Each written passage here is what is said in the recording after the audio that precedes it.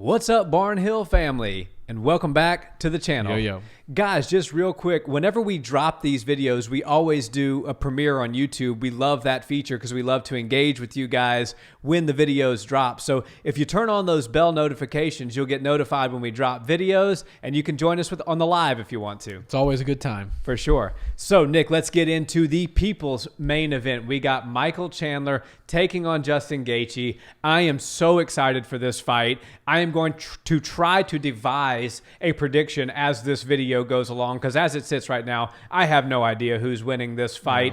All I know is Justin Gaethje's a pretty sizable favorite. He's a minus 210 to Chandler's plus 185. I thought it might be kind of the other way around just due to some inactivity by Gaethje, but all in all, I think we're going to get a great matchup. Yeah, and you know one thing that they haven't marketed this fight as, but they should have, is most violent man in the UFC. Now, I understand Eddie Alvarez holds that title, but he's also gone, and you can't take titles with you. And like, imagine a UFC champ just takes the title and then they don't contest for that belt anymore. No, we have to keep the titles. The BMF, that's in the UFC. If Jorge Masvidal left the UFC, it wouldn't go over to whatever organizations he's in. So most violent man, I'm declaring that this fight is most violent man. Anytime Justin Gaethje's fighting, it's likely up for grabs. And when Michael Chandler's in there, it's going to be ridiculous. Now, these guys have a very similar career. If you look at just kind of the pathway that they've taken, both of them were studs in separate organizations apart from the UFC. We always wanted to see both of them in the UFC because we knew just how talented they were, but we needed to see the test. And it's so cool to see these two guys get to the UFC and perform well. You know, there was a kind of similar situation with Ben Askren, but he never lived up to the potential that we thought he had. Justin Gaethje, however, has. He's fought for titles. He's fought the best in the world. He's been the interim champ. Right. He came up short against Khabib, but who doesn't? And Michael Chandler is 1-1 in the UFC, but man, he's the only guy that's gotten around over on Charles Oliveira in quite some time. So I think we do legitimately have two of the best fighters at 155. Maybe they're not the number one guy right now, but they're absolutely on their way, and it's really cool to see because they do have such a similar path to the UFC.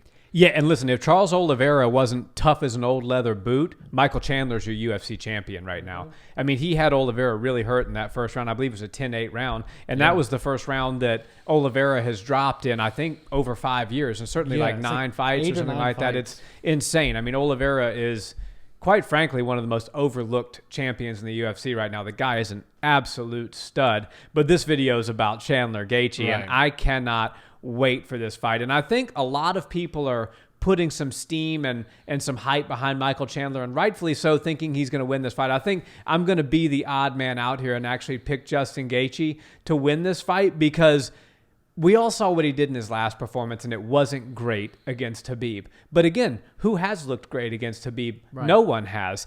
And so I kind of just push that to the wayside because everybody looks bad against Khabib, and we can just all understand that. But his performance against Tony Ferguson was inspired. He wasn't the crazy Justin Gaethje of old. He was technical. He was precise. His energy was on point. The way he used his energy throughout the fight. Tony Ferguson, I don't care what you say about him, the man's a cardio machine. He could run through a brick wall if you asked him to. So the fact that Justin was the least tired of the two at the end of that fight, and it was a 5-round fight, is something pretty amazing. So I think that that Gaethje is going to be just a little bit more technically sharp. Chandler has had another camp at Sanford MMA. Henry Hooft is one of the brilliant minds in MMA, and I think he will be the best Chandler we've ever seen.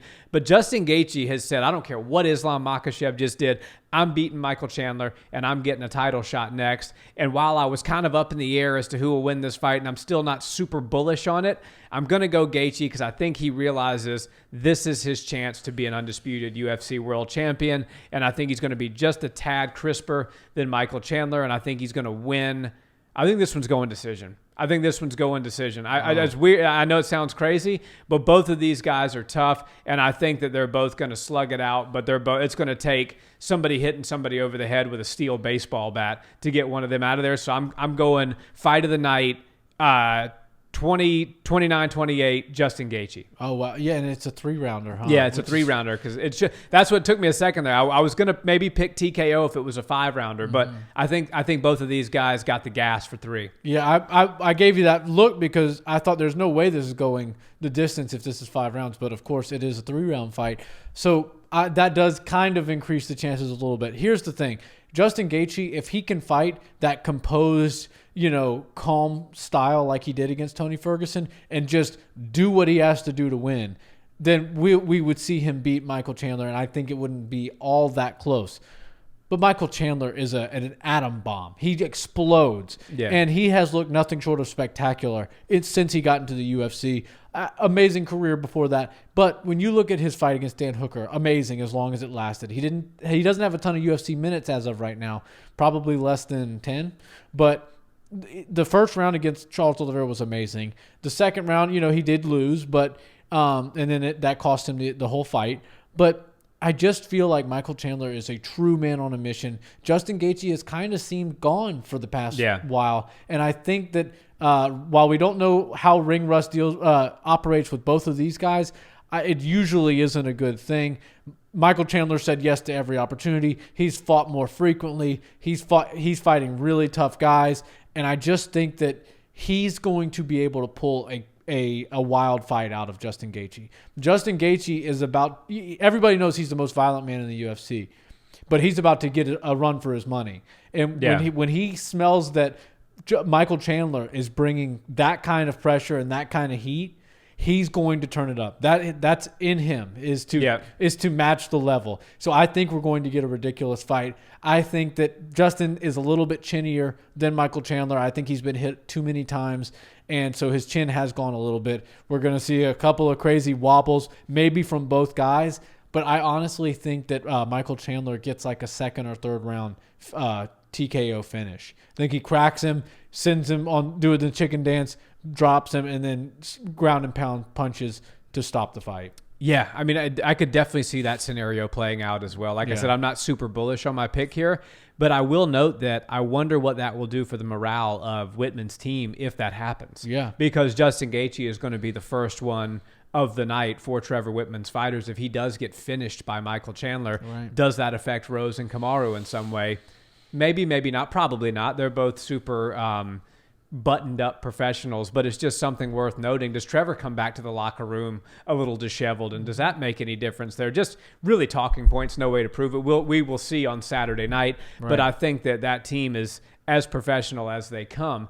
I think that Justin Gaethje has got to play.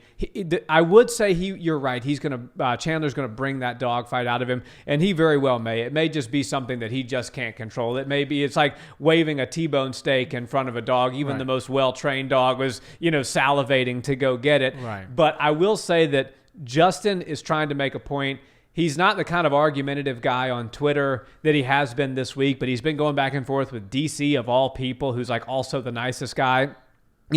Justin's taking it very personally when somebody says Islam Makhachev is the number one contender in the sport, in the division, and that he's going to prove why he's the next one to challenge for the undisputed title. So I think he's going to try to muster his best performance yet, which is why I think he's not going to be roped into doing anything stupid. However, he is still the highlight. They don't call him that for nothing. Yeah, and he's said time and time again. Now, his goals over the past couple of fights and about year and a half have changed from being the most exciting fighter in the UFC to being the champion of the world. And I think that if he can bring that side out of him, then we will get the Tony Ferguson-style Justin Gaethje, and that could be a recipe for disaster for Michael Chandler. I just feel like he's too prideful to let Michael Chandler come in and take over as the most violent man in the UFC. And if there's anybody that's a close second, it's Michael Chandler. Yeah. And I feel like once one of them turns up, the other one's going to go. And I think Michael Chandler's coming in, guns a-blazing. He said it himself. He goes, I'm down to go in there and get the kill or get killed. This isn't going to the judges. I'm going to go in there and either kill this man or he's going to kill me. But I have to believe him on that. And I think Justin Gaethje, although he is championship caliber, he is one of the number one contenders. he's going to get roped into it, and we're going to, as MMA fans, we're going to get spoiled to a yeah. great fight. But it might spoil his plans as being the number one contender. Islam Makhachev, by the way, is on a 9-fight win streak, so you can't really say he's not number one contender. But I'd love to see those two square off to see who does get a title shot, because I think the winner of that fight obviously deserves a shot at Charles Oliveira when he's free, unless Dustin Poirier takes that belt. Yeah, well, I mean, and nobody's said the name Beneil Dariush in quite some time. I feel like he's getting kind of screwed over, so he has to fit into this somehow as well. Yep. But this is going to be a great fight either way. Even if it goes all 3 rounds, I think we're going to see nothing but fireworks. It's either going to be a quick finish or it's going to be 3 rounds where these guys just beat the crap out of each other. Yeah, imagine if the Whitman team gets a clean sweep 3-0. That'll be pretty epic. Maybe one of the coaching highlights of MMA's history. Yeah, potentially win a number one contenders fight and then win 2 title fights. Doesn't get any better than that. That's for sure. Well, guys, another video, another prediction where Nick and I are split, so you know what that means. You got to settle it in the comments. Does Gaethje win? Does Chandler win? We always love chatting with you guys in the comments. And if you haven't already, a like on this video and a subscribe to the channel is much appreciated. And if you listen to audio podcasts, check us out there as well. Until the next video, have a wonderful day. Peace.